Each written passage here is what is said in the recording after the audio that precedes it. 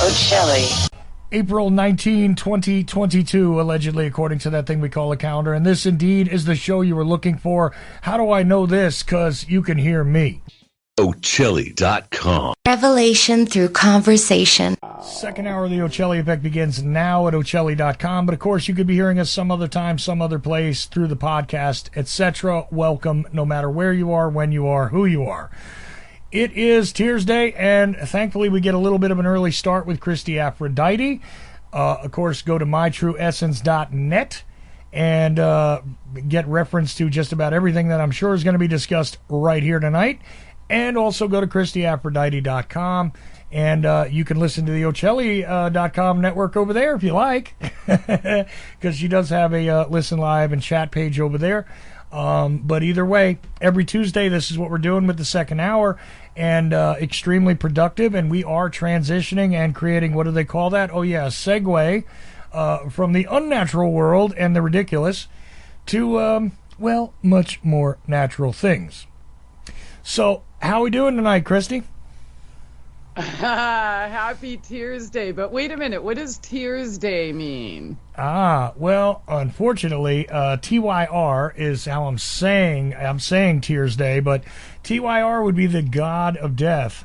And that's what Tuesday is named after, Okay, I thought you were, I imagined tears, and I was wondering if it was like I don't know, a bad day. I had a couple tears days. Oh, yes. This week, actually. It's funny because other people have noted that I sound a little down. And I don't know how they're getting that. I might sound a little angry, and I was trying to laugh in the first hour a bit. Because, first of all, that whole weird article on the female orgasm to start it out, and then I went into AI and the discussion of, how people have interpersonal relationships and this weird study out of Ohio State University. And then I finished it with the, you remember the Cash Me Outside? Remember that girl? I never heard of that until just like 20 minutes ago, Chuck. I'm not really plugged into mainstream society, so I never knew those people existed at all. Oh, she went super viral after being on Dr. Phil. Like, one of those... Why? What did she do? Well, she was like one of those out-of-control teens on Dr. Phil, right? And and what happened is she goes on there and basically says, all you bitches are just jealous of me. And then they were yelling at her, and she's so going... So that's all it takes to be rich and famous? Well, no, but here's the thing that got her rich and famous is she goes, "Catch me outside then, how about that?" And she was like this, this girl did not look like she should be talking like that. And she, "Catch me outside then, how about that?" Which basically means, let's translate it to English, I'll meet you outside, and, we'll fight outside, right? And somebody took that clip, and it went viral. "Catch me outside then, how about that?" Well, she was a teenager, and when she turned 18, she went on to, she actually made deals and stuff, endorsement deals, and all kinds of things.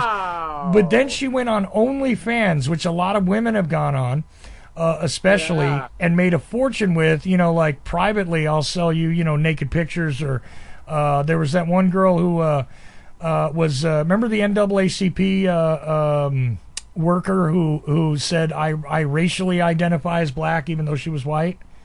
Right. So she went on there. Remember. Well, she went on there and she was selling pictures of her feet, that girl. Oh my God, that's so...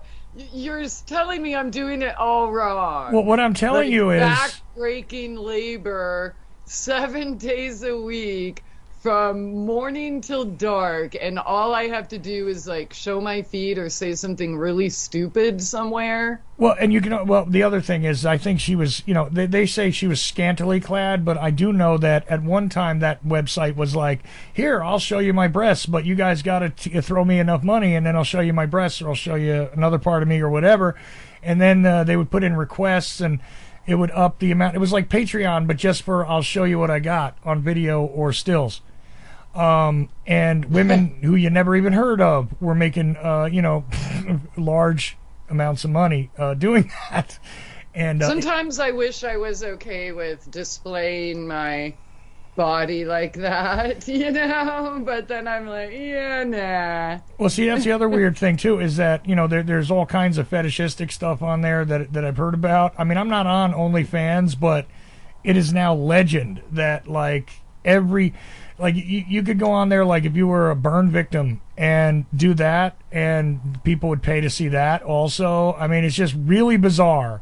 OnlyFans, which initially was supposed to be there for, like, if you were a celebrity of some kind, you could interact with your fans directly and they would pay for the privilege, for like a monthly subscription. But it turned into, well, I don't need to be famous. I think some girls in the porno industry who were semi-famous went on there and were like, well, sure, I'll pose with a jar of mayonnaise crammed into an orifice. And guys would pay collectively, like, thousands of dollars to get a video of that, or or still picture, or both, that they could download and keep. And all I have to say, Chuck, is we're from the 70s, so until you're putting a shark all up in that shit in a hotel with Led Zeppelin, you ain't shit. Listen, you and I are aware of the bizarre things that really should. I mean, mayonnaise, come on, be original, man. I'm just saying. But I'm talking about whole jar, not opening it either. Anyway. Oh, God. Yeah. I don't even want to imagine this. Okay, look, I'm just. Wow. There are flexibilities that women have that men do not have. I'm just saying. Well, should we tell him now or later that I grow organic dildos? It links to the story. Why not? All right. So this one's nature for your fresh cucumbers, loofah, zucchini of every size. I got a Iranian squash. I'm just kidding. Wow. Yeah. No. I don't think. Yeah. Whatever. I guess people can do whatever they want. Hey, listen. What did they used to say? Animal, vegetable, or mineral? Right? I mean, just. What we used to call that? Trisexuals, right?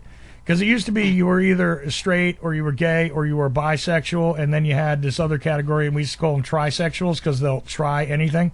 Right. Yeah.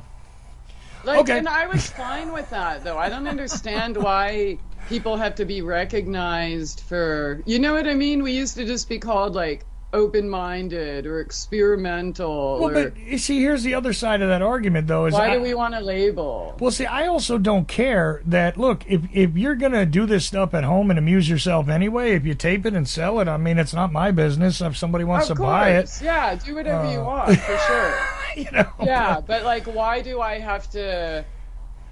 stop my day to recognize, can't we just be humans again and humans who do different things sometimes? But I was just pointing out that the Cash Me Outside girl, at the age of 19 has just, completed buying $10 million worth of 2 houses in Florida. That's insane. I hope she's super happy. Well, she broke a record. See, that OnlyFans thing, she broke a record on there because she made over $1 million in 6 hours. When she went on there. Yes. With pictures or just by saying, cash me outside? How about that? No. with the, pictures. It's like, you want to see the Cash Me Outside chick? Here I am. 6 hours later, $1 million. Wow. Yeah. So, goes to show you the value. Goes to show you the value of the 18-year-old with the 15 minutes of fame that can finally be naked on the internet legally. So, all right. Anyway, enough of all that. Let's get back. Unbelievable. That's amazing, though, that people can, find a living with crazy things. Like I said, I got it wrong. Listen, so did I, because from what I understand, if you are a guy, I mean, you don't make as much money, but I wouldn't have to work hard at all at anything if I did certain things online. Right. Or I was to get into the business of managing some of these ladies, I would be just fine. It would not be a problem. I mean, if I can make a deal where I can make, let's just say I manage you, Christie, and you were making $10 million, if I took 15% of that, I don't think you'd care, and I'd be happy. So, dude, if you come up with a one-liner for me to go say on OnlyFans or TikTok or whatever that makes $1 million, you easily get half, man. Well, you'd have to show your breasts afterwards, probably. That after you do that, you get the fame and you got the traffic. Then you got to go. By the way, here's my chest. Boom. Because all the 19-year-old little boys want to see 50-year-old eggplant hanging where breasts used to be. There is a whole. Wait a minute. Now I know for a fact there's a whole industry devoted to that. All right, you come up with a line, we split it 50-50. They call it, now no offense to you, Christy, but they call it granny porn. Okay. All right, well, that's cool. I qualify. Well, it's a kind of industry, if you can get a piece of it, it makes something like $60 million a year in the U.S. alone.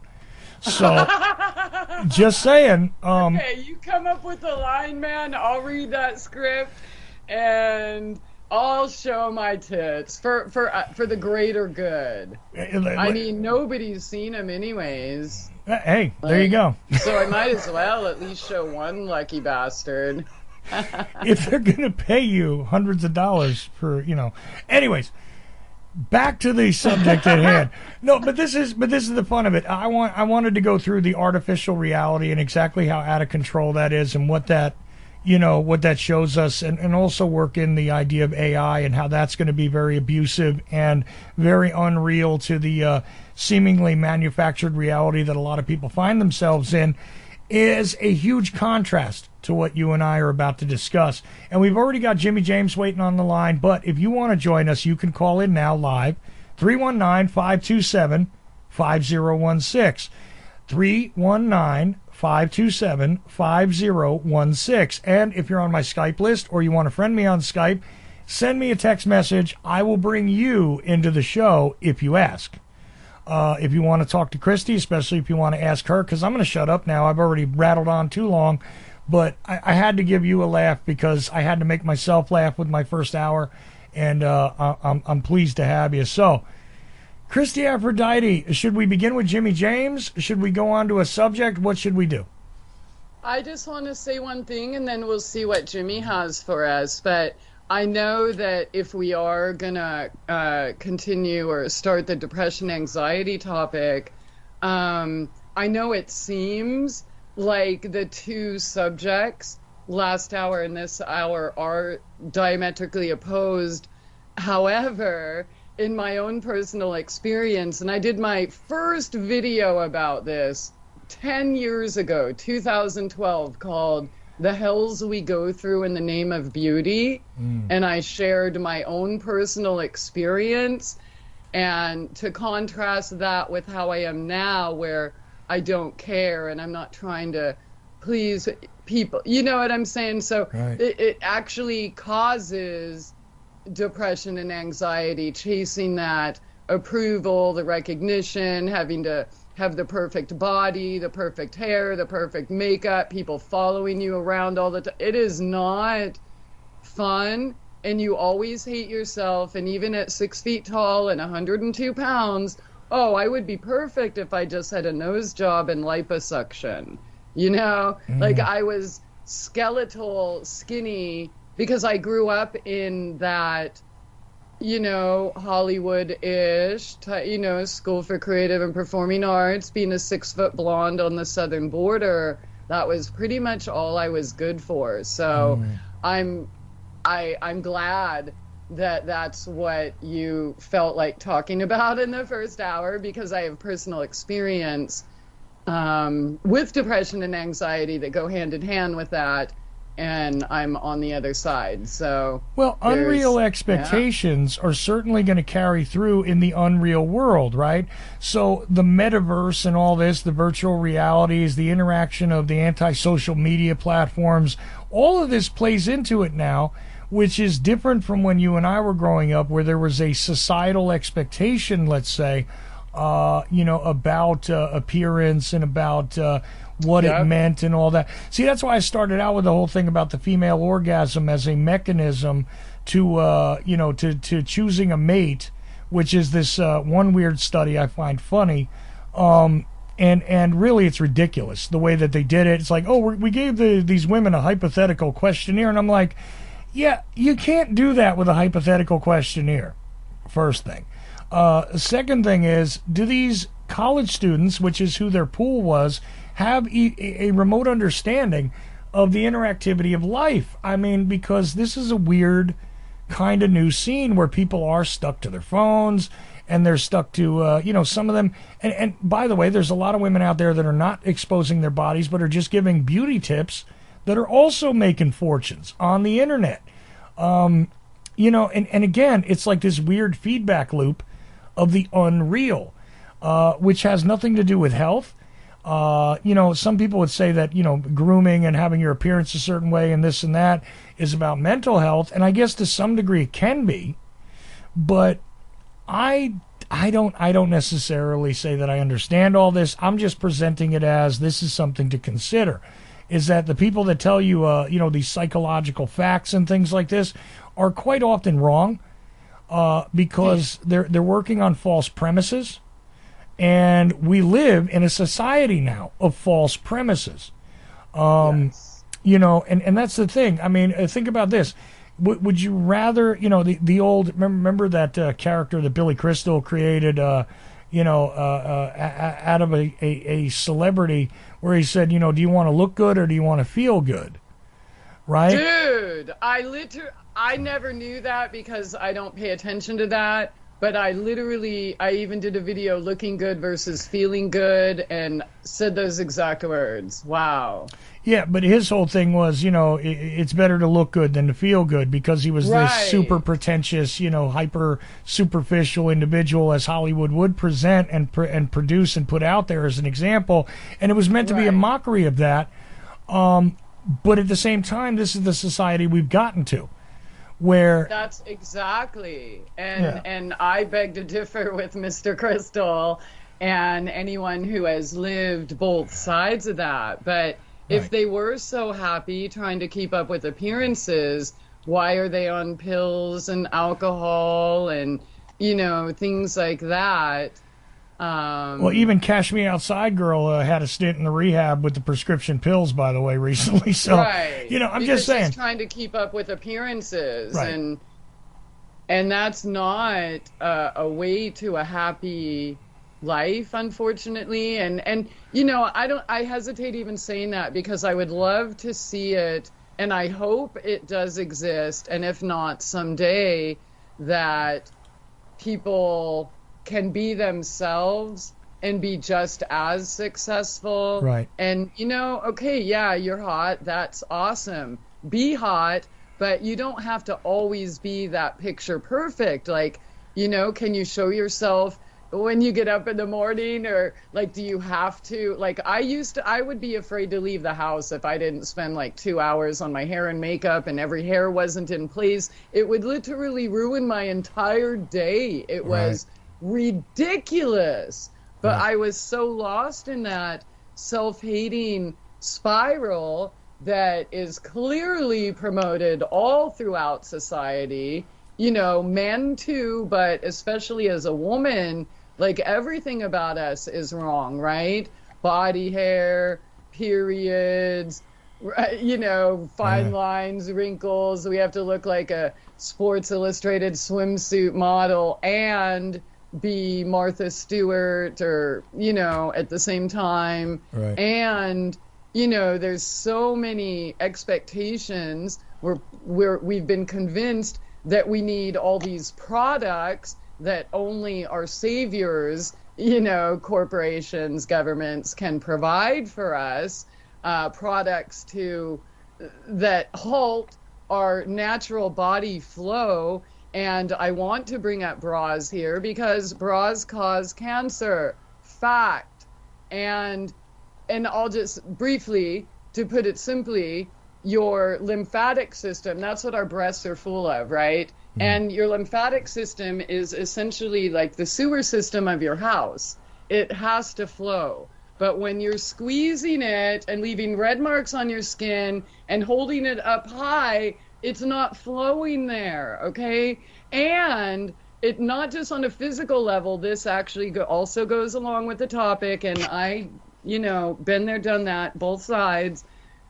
When it blocks the flow of your lymphatic fluid, it's not just your lymphatic fluid that it's blocking, right? Anything that causes constriction, as within, so without. So if you're wearing tight socks, tight belts, tight hats, corsets, nylons, tight high heels, bras, things like that, constricting clothing all the time, it messes with our energy, again, leading to depression and all sorts of other diseases, which Sidney Ross Singer coined the term culturogenic disease. And that's how the things that we're taught are normal: deodorant, again, bras, high heels, tight socks, even for men, shoes, for that matter, Well, deodorants, by the way, normal, are actually the cause of disease. Well, deodorants, by the way, for both men and women, cause problems because it blocks the natural process, and you end up with backups that cause all sorts of things. Right, antiperspirants are the worst. Yeah. Because that's like trying to block your sweat, too, and putting those chemicals there. So you're holding all your poison fluid there that's supposed to be flowing through your body, and then putting those chemicals right there. That's the epidemic of breast cancer. Right. So with that, though, I do want to transition to get to Jimmy James because he's been on hold a little bit. We got off on, No, it's okay. Sorry. This is all great information, but let's get on to get on to what Jimmy James wants to talk about, and then we'll probably get back to depression and constriction, because boy, that's probably going to take us a couple of weeks actually to go through. In my mind, anyway. Let's see how it goes. But let's get Jimmy James on the line and see what he wants to ask. How you doing tonight, man? Doing good. Doing good. Hey, Jimmy. I originally called in the last show. I was going to ask you with the Cash Me Outside girl. I was going to ask how in the world she could have made money, but you already answered that right afterwards. Yeah, I did. So that's how she made. But she made money. She had a record deal. She had all kinds of stuff off of that. And somebody said in the chat room, I think Casey was making jokes, which also, you look marvelous. Yeah, that character, Fernando or whatever, was the character I was talking about, number one. Number two, he was making jokes about some of that as well. But she had endorsement deals. I don't know if Dr. Phil got a cut. I think Casey said that in the chat room. But, yeah, there's a lot of ways to make money with your 15 minutes of fame if you can get it, I guess.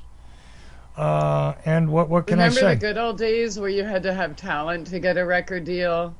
Well, yeah, talent, but then again, sometimes you didn't. You just had to be notable somehow. I mean, they let William Shatner sing, for God's sake. And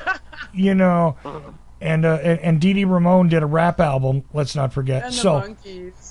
They let them sing. There was the Monkees. They eventually learned to play their instruments, but one of them, what their mother created, Whiteout or something. Anyway, Jimmy James, I don't want to go off on a tangent because I wanted to let you talk to Christie because I know that you had followed up on the discussion about sacred herbs last time.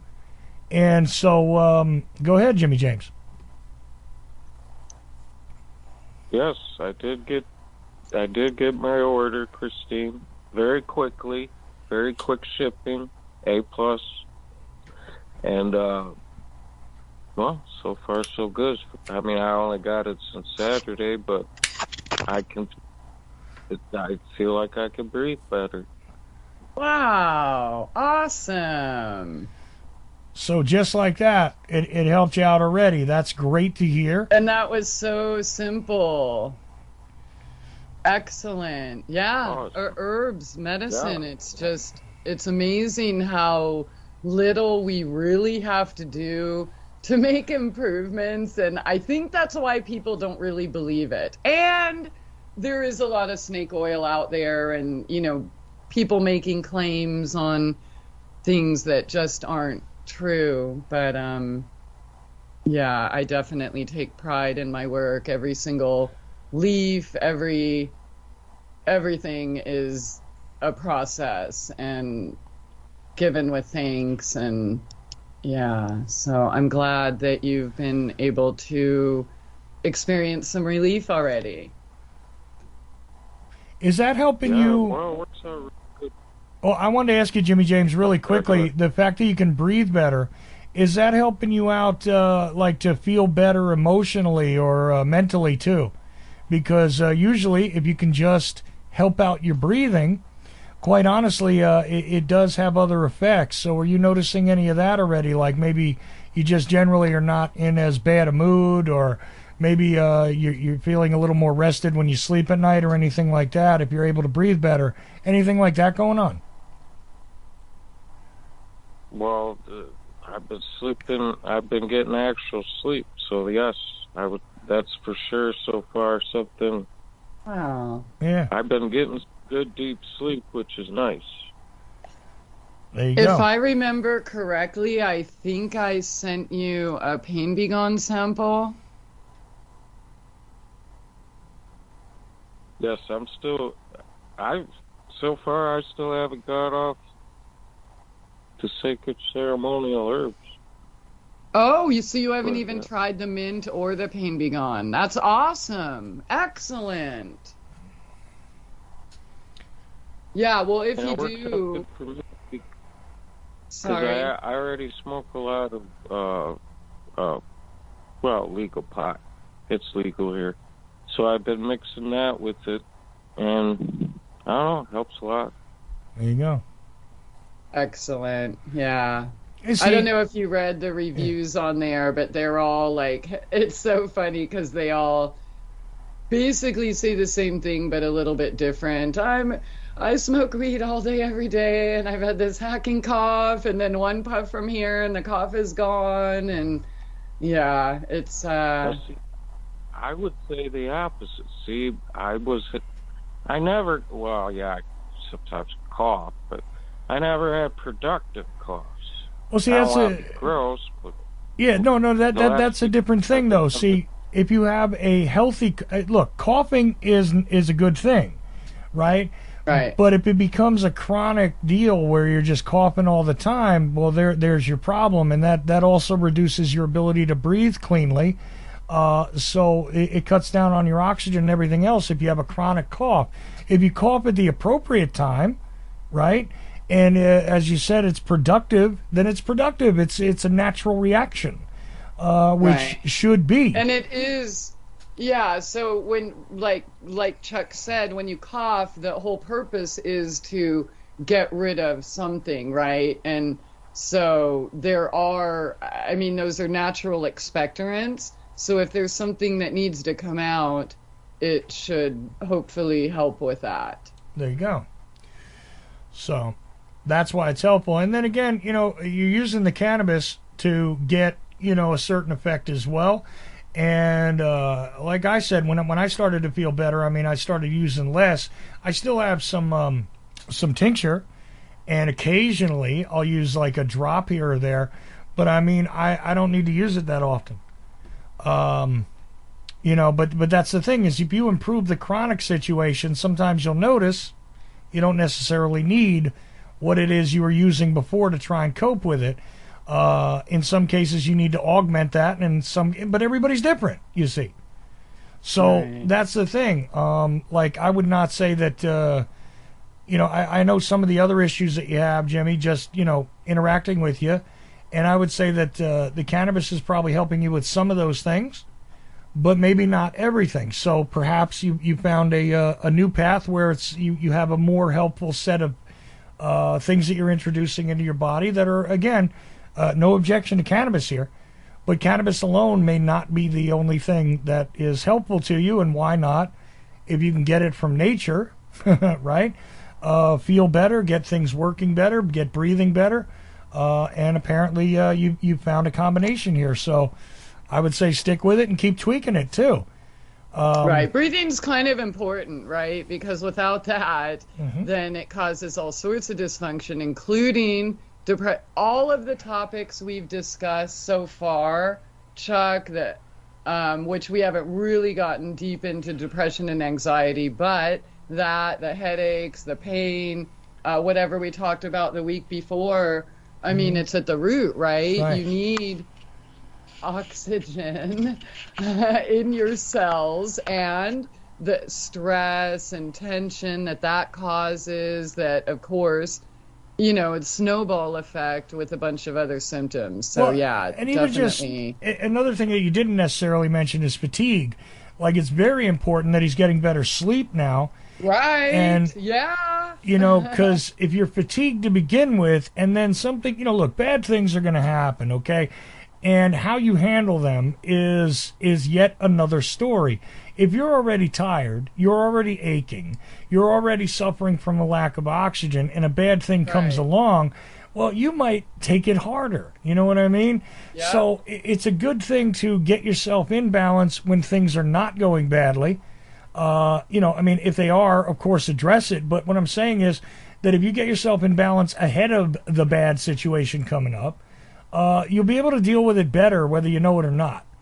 Absolutely. There is a thing called orthomolecular psychology, and the entire principle and healing is based on getting your minerals and nutrition in balance, right? Right. So that would include enough water, and then obviously the basic sleeps and things. So, which can range all the way from a mild depression to actually treating somebody who has a serious drug addiction issue.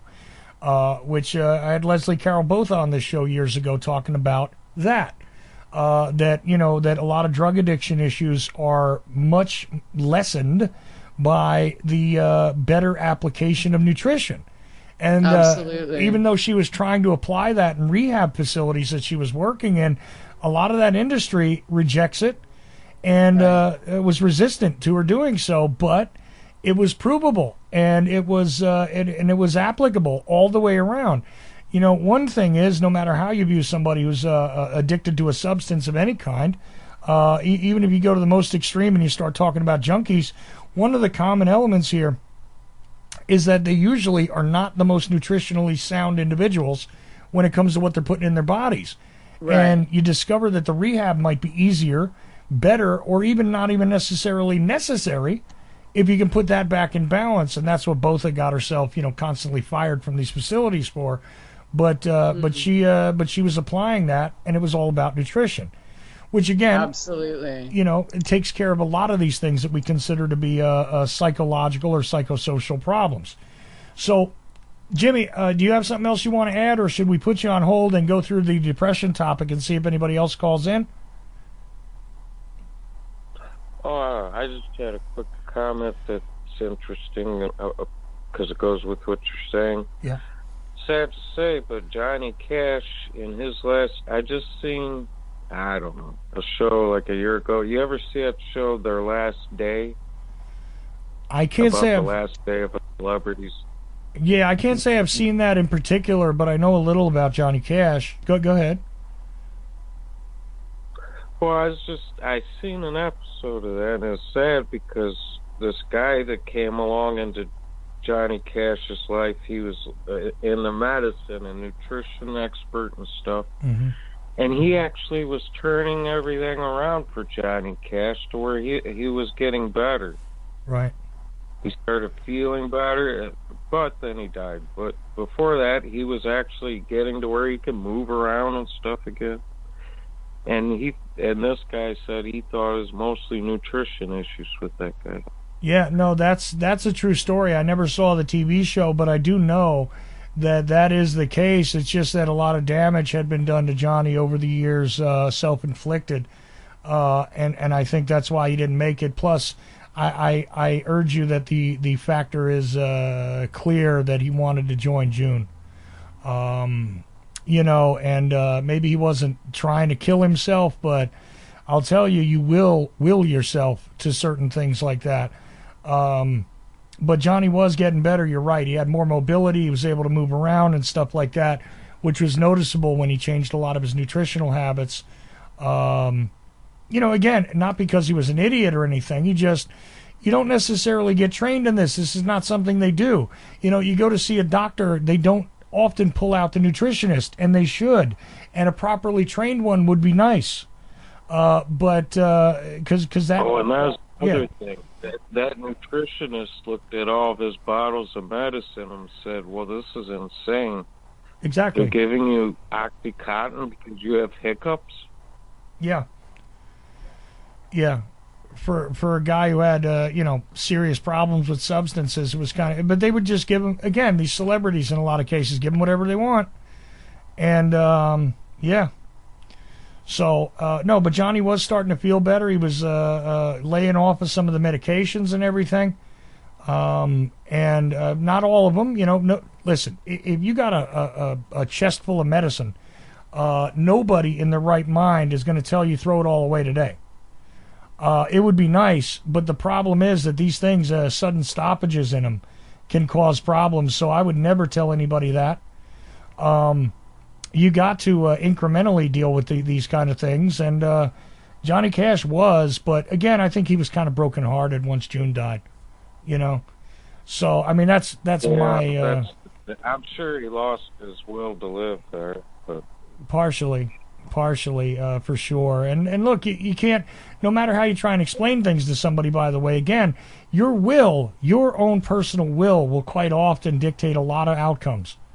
And I really feel like Johnny Cash was half-heartedly going through the motions toward the end, even though he could better go through the motions because his nutritional situation was being addressed.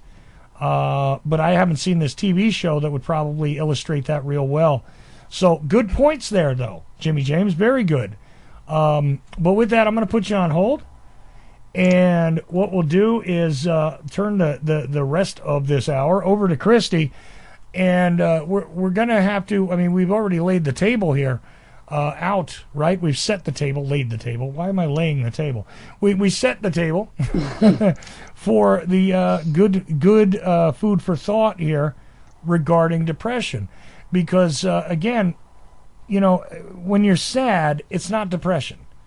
Okay, sadness, right, again, is also a natural thing that happens. We shouldn't be afraid of sadness for good reason. You can be sad when your pet dies. You can be sad when a loved one leaves one way or another. You could be sad because life is changing around you and, you may not feel empowered temporarily. But you got to avoid allowing that to graduate into a depressive state, which, again, can in and of itself weigh on you, even if you are eating the right things. You're avoiding the right things, etc. So I think it all begins with a mindset when it comes to depression. Now, does that mean that there's always easy solutions? Well, no, there's no such thing as a one-size-fits-all. So where do we begin with that topic, Christie, which, again, we'll probably have to continue next week because we're not tackling depression in a half hour, I assure you. And even if I let Christie go as long as she wants, we ain't tackling it tonight. So, we'll begin. How about that? Right. How about that? Very in reference to what you said, regarding sadness versus depression, deep depression is just it's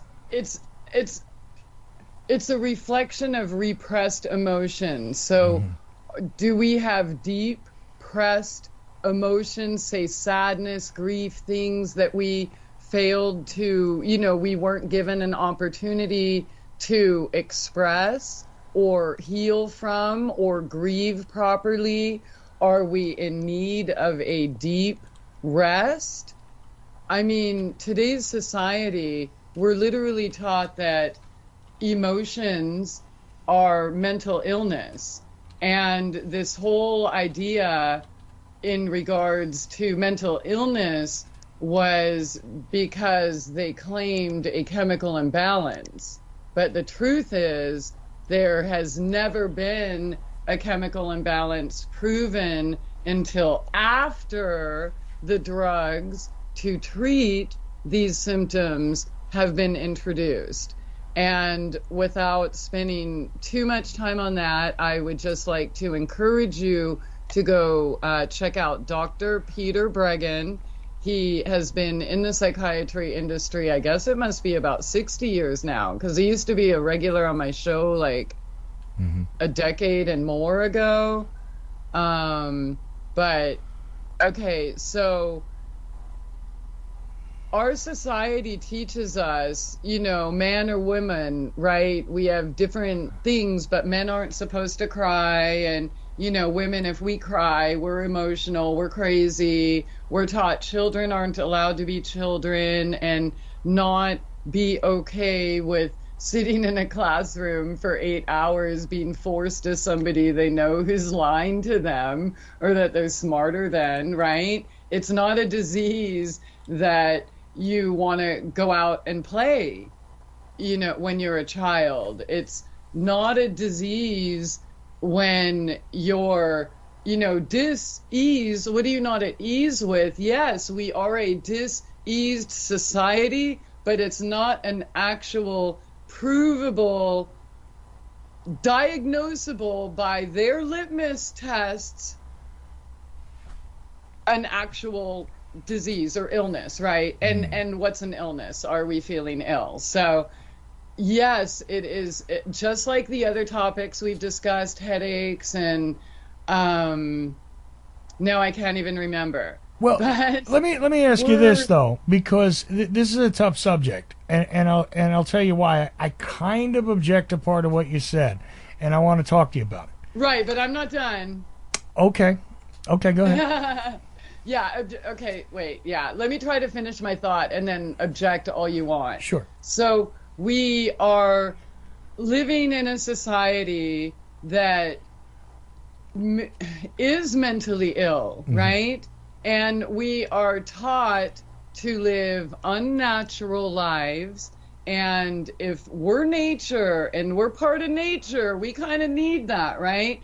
Just like all the other topics, the main causes: not enough water, not enough sunshine, not enough rest, not enough self-care, not allowed to express emotions without somebody trying to lock you up, right? So what I'm suggesting here is that if we take a different approach to these symptoms, because that's what they are.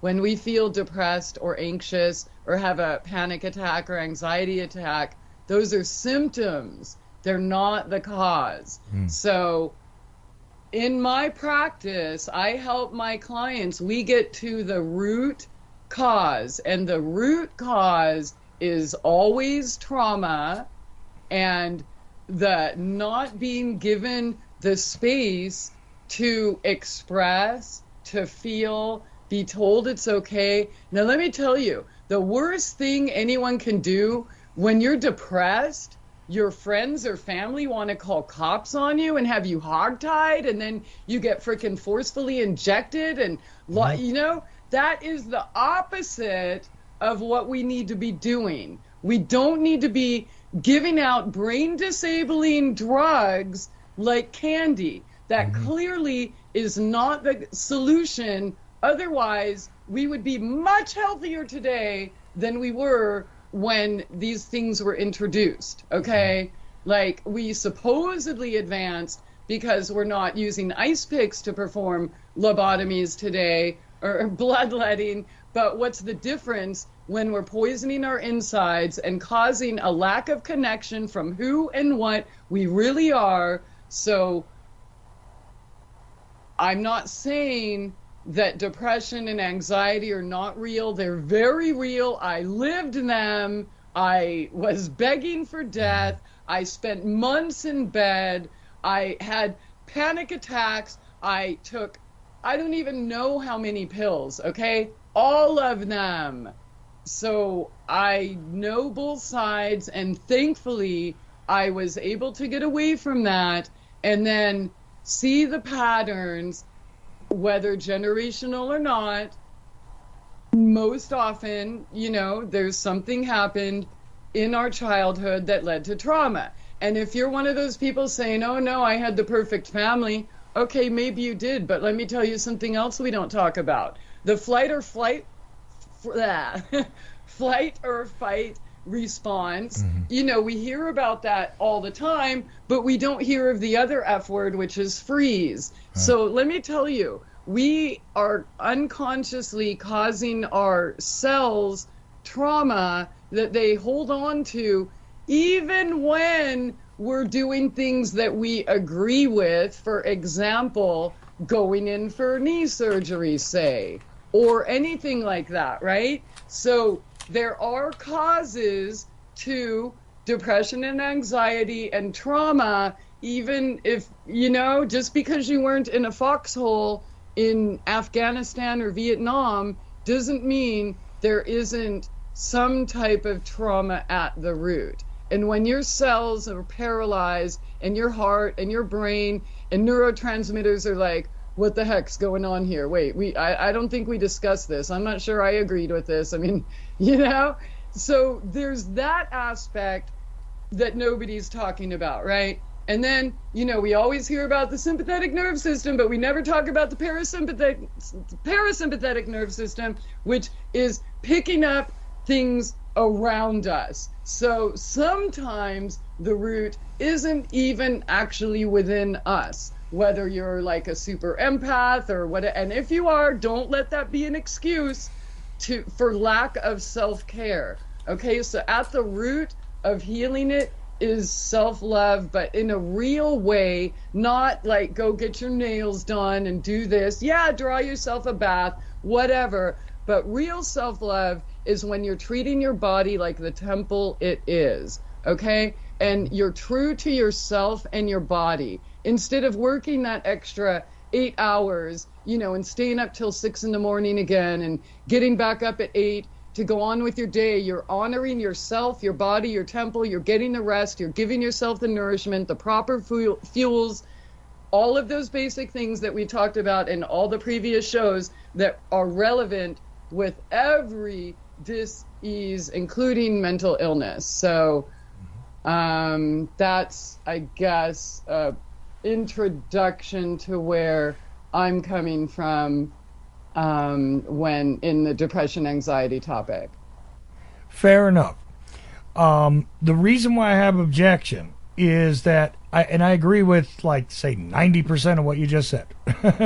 Right? Not only do I agree, I know that it's factual. The issue I have, though, is that in some cases there are such things as chemical imbalances. It's just that I don't think we necessarily recognize what that actually means or where it came from. Right. That cause behaviors that, you know, the person, if not chemically imbalanced, would not voluntarily participate in. It right. becomes, and the other thing, which, and there, I just think that that's true. Here's something I know is true. No, you're right, though, and I just want to say, before you move on, sure. There are actual chemical imbalances, yes, but none in relation to prove that mental illness, according to their terms, exists. Okay, so there's definitely imbalances all over the place. So that's what we need to be addressing, right? Right. And there is also such a thing as not only, you know, because people might say, okay, you're talking about trauma. Trauma may be in a lot of different forms. And one of them, which I think is indisputable, is that if you damage the brain, you have a different, the organ behaves differently. I mean, dude, being circumcised, okay, after your first breath causes trauma that right. nobody talks about unless I'm on my old show.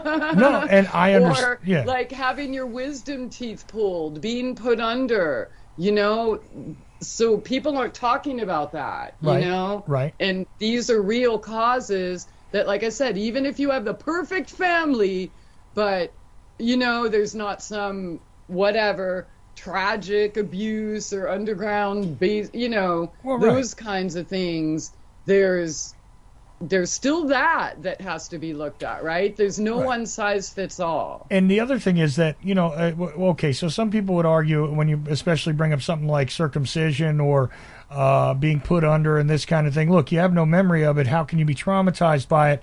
Yeah, there's a problem there. Simply because you don't have recall memory doesn't mean that you're not aware. Okay? Dude, the person who supposedly loves you the most just hands you off to a stranger to cut your most sensitive organ. How are you going to trust that person or any person that resembles that person the rest of your life?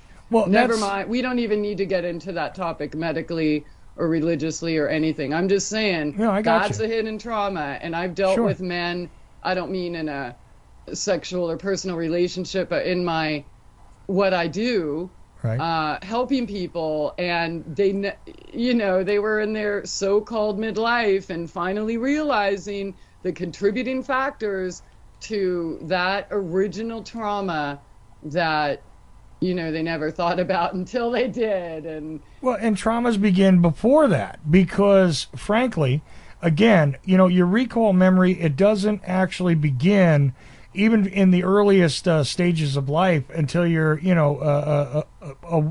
walking around, basically. Your cells, your subconscious, remember. Yeah, well, it's at 18 months, but there's a neurophysical idea here, where you have a memory which is not necessarily connected to recall, that is there almost from inception, which, there you go. You get a sense of the world before you even leave mother's womb from this form of memory, which, by the way, contributes to the idea, possibly for the rest of your life, as to how you see the world outside.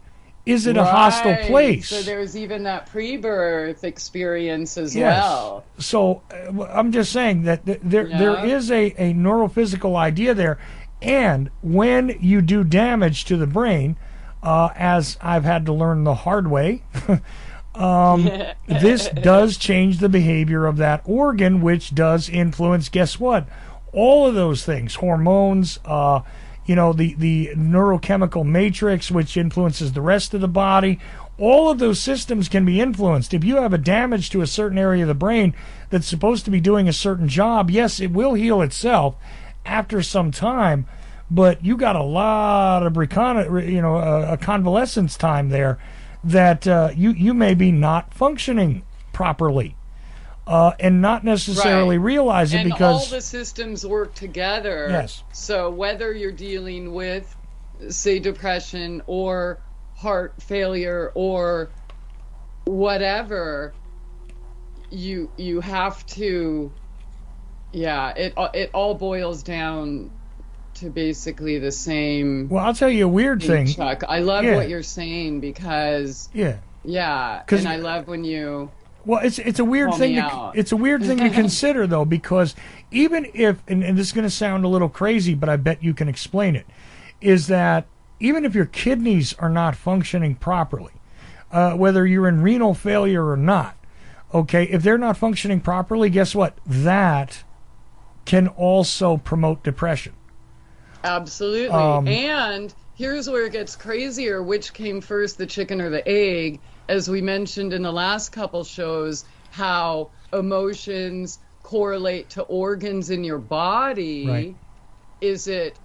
And kidneys related to fear. Is it fear that caused the kidney issue, or did the kidney issue help promote the fear, right? That, again, the depression, anxiety, which is all a result of that. Right. Right. Yeah. No, I wanted to bring that out, is that at all times you must consider the whole. See, if we were thinking about this scientifically and objectively outside of ourselves, we would say, what is the whole of the system that is operating here?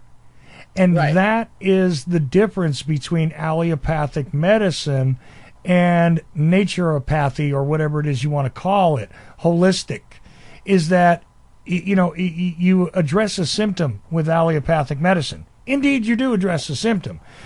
Maybe if you're given the right opiate, the pain goes away. It didn't fix the damage, you see. Right. So, and a matter of fact, what it might do, especially because they give you all kinds of little promoters and activators and things like that in the medicines, alleged medicines, guess what you get? Other results that now are counterproductive. Because even when the pain is being relieved, or the inflammation or whatever, guess what? The problem is still there, but you're masking it. So, like the last time when I was on oh, what's that called? Meloxicam. One of those, what do they call it? I forget the MAOI, or no, what's it called? It's some kind of blocker, right? It's a... Yeah, so it's a anti-inflammatory. But it blocks the receptor in the brain. I tell you what, it worked. Like, I had a good night's sleep. I woke up. I could walk. I could, like, literally stand upright, you know, get up and walk. And before I knew it, I'm walking 11 miles, 13 miles. And like, oh my God, I'm going to walk around the country. This is so amazing, you know? And, but the problem didn't go away. It was still there. So I was causing further damage, not just with the side effects of the drug, but the fact that the original issue wasn't being addressed, which caused all sorts of things. And honestly, that medication, and I know 2 other people that it helped for issues initially, but within 2 or 3 months, we were all suicidal. Right. So, and I mean in a big way, suicidal, like one of my friends ended up in it, like threw everything away, checked into a hotel, and then woke up in a hospital. So what else is it doing to the soul, to the parasympathetic nerve system, to the part in you that's crying out, listen to me, love me, let's deal with this, right? And if your trauma is related to something like that, abandonment or abuse or whatever, why are we carrying it on by abusing ourselves, right? So that's where we have to, you know, hopefully take small steps forward in giving ourselves the love that we needed. Right? Why would we carry on the abuse of whatever caused whatever trauma that led to the depression in the first place? And I want to say this about anxiety. Anxiety is just your body telling you you're not listening to yourself. Your parasympathetic nervous system is off the hook. And like, I can give you, here's one example I'm thinking of right away.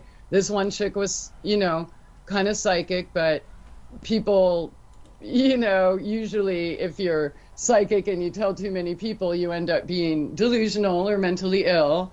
So she went to a meeting about a topic she wanted to hear about, but she kept having negative kind of flashbacks type situation, and then started shaking and getting all anxious, and she was suppressing herself because she felt that she had to be in the classroom, when inside she really knew that she had to run and get away from that person, which things came out later that proved her body, her intuition, right, her higher self, her parasympathetic nerve system, her subconscious, it proved that right.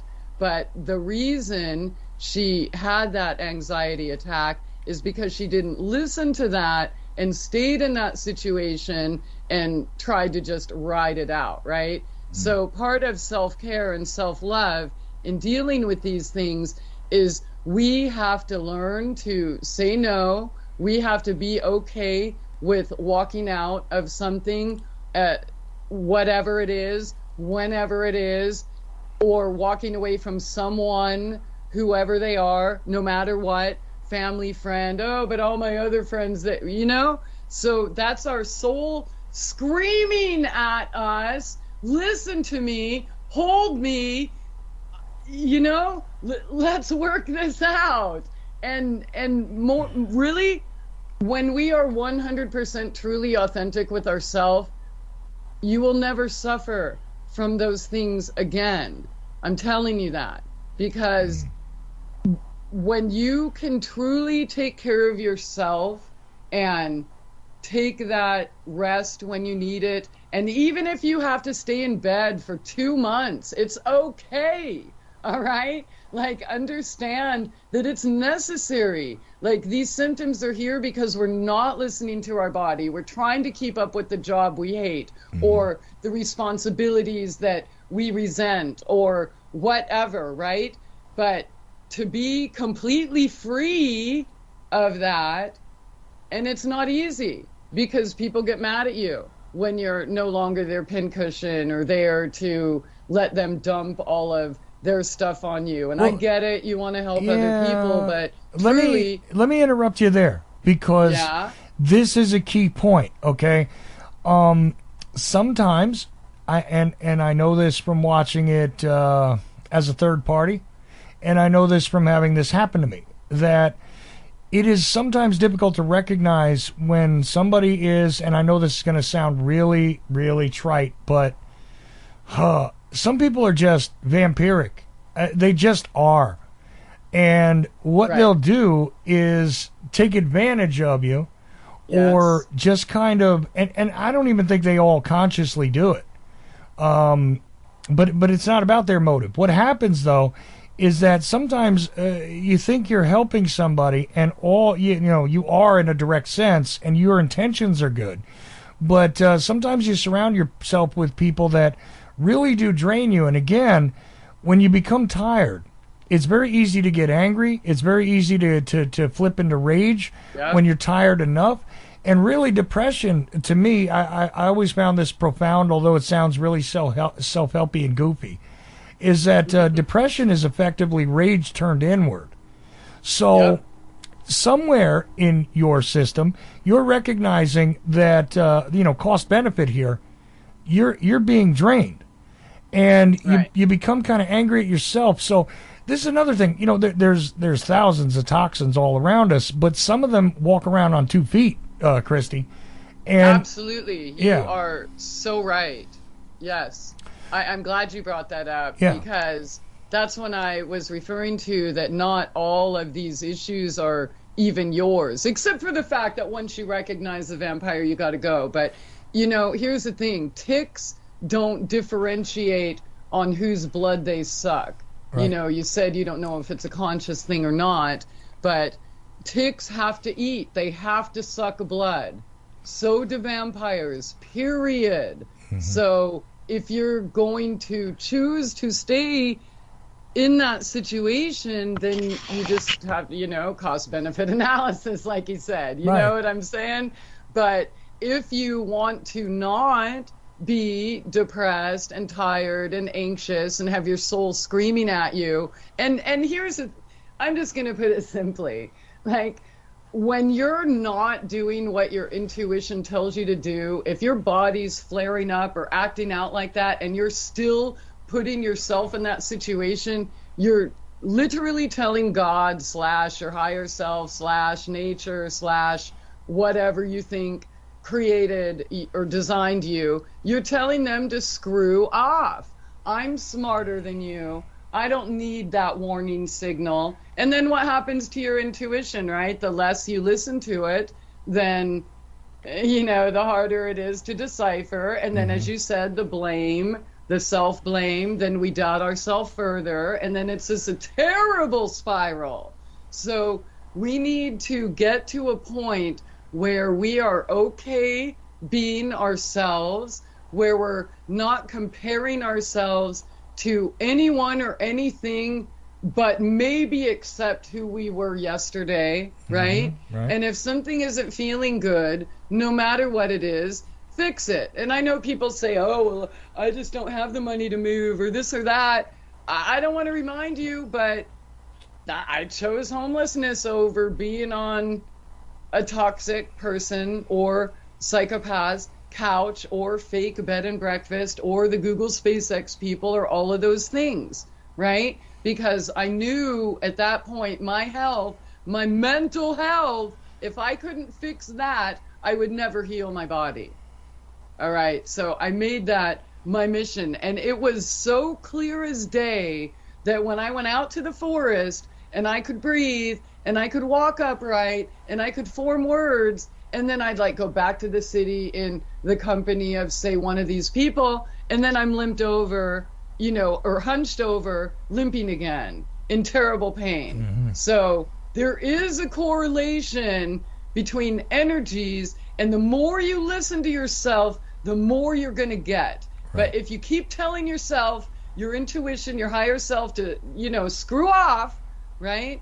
then what do you expect, right? So hilarious thing about this. Hilarious thing about this is that you're almost word for word telling me something that somebody was trying to tell me privately a few days ago. That's great. And it's so funny because even if you think you have a handle on all this every once in a while, it's also good to bounce it off of somebody you can trust. And I'm not one of these people going to therapy. I'm not that guy. Okay. What I'm saying is that you need to have somebody around as an advisor in one way or another, because they may be able to observe something that you do not. With that, Christie, I'm going to let you close this out because you know what? I'm at the end of my showtime almost. And here we are. But a great introduction, I think, into the concept of depression. Finally, we got there. And I'm not complaining. I'm just saying we're going with this groove the way it goes. And we're going to have to continue the topic next week for sure. Jimmy James is still hanging on the line, but don't feel any pressures, Christie. However it is you want to close out the discussion this week, I remind people mytrueessence.net is a place to go and look at different resources which are available to you, as well as going to christieaphrodite.com. Christie gave some links in the chat room during the discussion. I'll include all that with the show notes. And again, we'll do this next Tuesday, right? Absolutely. Even if I forget, I'll be here. There you go. So I do want to bring up, there was a cool comment in the chat that said, ha ha ha, living is suicide. And dude, that is so true. And that's one of the reasons I recommend, again, follow your heart. Find the place you want to die, the people you want to die with. Do what you love. Live every moment with purpose, like you're actually here to live your purpose and your heart's desire, right? So there's a difference in living a life that society wants you to, or the life that makes your heart sing. So whatever that is for you, find what that is, and I promise things like mental illness and disease is a thing of the past. And we hear often about social responsibility. I'd like to add this in relation to what you mentioned earlier. And to me, social responsibility requires that we're there for our friends, right? So people on Facebook will post some image or some copy and paste thing saying, oh, National Suicide Awareness, if you're feeling depressed, call this number, some 800 number. And I'm like, no, call me. Like, I would never, don't do that, because again, getting hogtied and your door beat down by cops and being locked up is not a way to heal. Be the friend that you needed when you were going through it, right? Like, we don't need to pay therapists, like you said, Chuck. We need real, trusted friends. And if you don't have that, walk away to make room for those people, right? That's what community is, and community building. So yeah, I'm totally with you on the therapy thing. It's just a paid fake friend that really doesn't even care. Right. So make real friends. Make yourself a priority. Right, and I've even offered on this show during certain times of the year especially, quite frankly, that, if you're a regular listener of mine, you hear what I'm saying, and you need somebody to talk to and you don't think you have anybody, that I will take the time to talk to you. Just reach out to me. Yes, dude. And I've done that. I won't call cops. I ain't going to judge you. No. Yeah, I'm not going to tell you what to do or what not to do. No, we're not. Or somebody in your life that's like that. Call them. Yeah, absolutely. Because honestly, most of the time we just want to be heard. We just want to know that somebody understands, right? And that it's okay. Like sometimes I'll tell you what, man, in my homeless days, Whoa. Yeah. Just a smile, like a real smile, or a how are you, from somebody who meant it, that actually wanted to stand there and hear the answer. You know what I mean? Right. That was all it took to not commit suicide that day. And that's the thing that I've tried to explain too. Yeah, it cost no dollars. A random act of kindness, if you have the resources to give that out, right? You don't know what you may be doing. You may put a stop to the terrible thing that might come up next because nobody listened to that person that day. Nobody talked to him. Nobody acknowledged him. And that's all it takes. It doesn't cost you a thing to do that if you're in that position. And again, I would urge people to listen to exactly what Christie just said. And we're going to close this out, but we're going to continue the conversation as the weeks go on. And really, this is I feel good about doing this, and I make that offer, by the way. If you are a listener of my show, you feel like nobody will listen to you, by all means, reach out to me. However it is you can see a way to reach out, and I will make time to talk to you, to listen to you more than probably talk to you. But either way, if that's where you're at, then I'm here, if nobody else is. But you should find somebody that you can put in that space. And if you don't have them, like you said, make room for them. Christie Aphrodite, once again, christieaphrodite.com, but also mytrueessence.net. There are many a resource there, and there will be many notes in the show notes. So thanks, Christie. Thank you. I am merely Ochelli. All of you are indeed the effect. Be well.